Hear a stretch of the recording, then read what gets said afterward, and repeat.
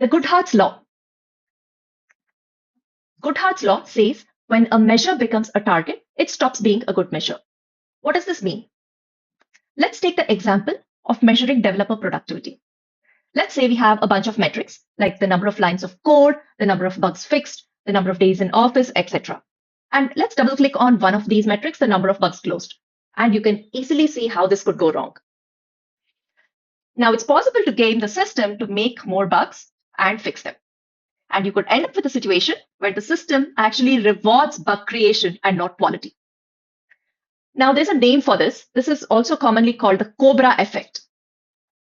So the Cobra Effect comes from the late 1800s when the Britishers introduced an incentive to reduce the number of cobras in India and said that there is a bounty for dead cobras.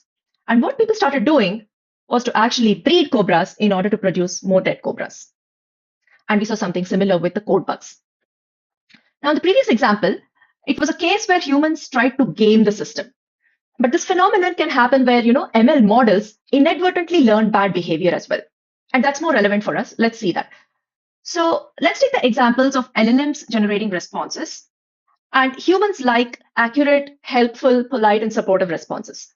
And when you actually take the human feedback as part of the reward model, it's very easy for the LLM to learn to give polite and supportive responses and be the world's most supportive AI without being very useful. And this is what we saw when we saw some sycophants in LLMs. Now we can see many instances when we develop ML models where feedback loops cause model drift. We saw human ratings for RLHF, where LLMs learn a style that pleases raters. We can look at clicks and engagement in advertising where popularity reinforces itself. You are shown what you clicked, but you click what you see. Selection of best outputs for training when you don't have enough training data could also go wrong. And let's say you're building a customer service agent. Confident agents get fewer complaints, and confidence could be reinforced instead of necessarily looking at the quality of the answers. Right? And there are many other examples. Now, what do we do about this phenomenon?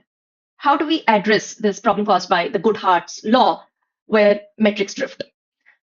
So there are a couple of ways that we will look at in this video. One is metric design, where we can use complementary metrics. For instance, if you're looking for metrics for developer productivity, instead of just looking at the number of bugs fixed, we want to also look at the number of bugs reopened or severity weighted fixes to see if trivial bugs are being created.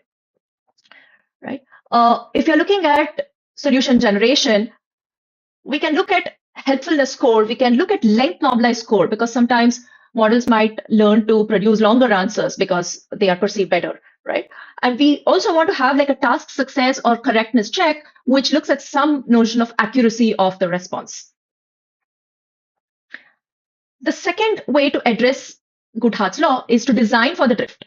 We assume metrics will adapt away from the goal.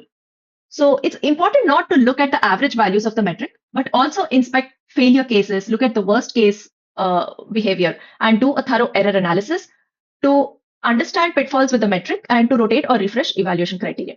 For example, we know that in most of the competitive exams, average student grades get higher and higher with time.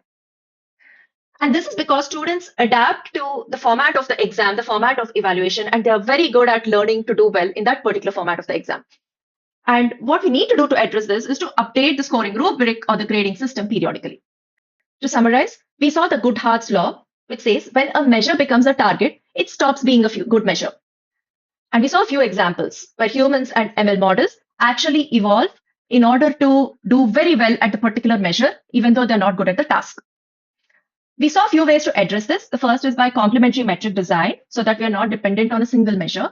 And the second is to expect that the metrics will drift and they will adapt to the goal.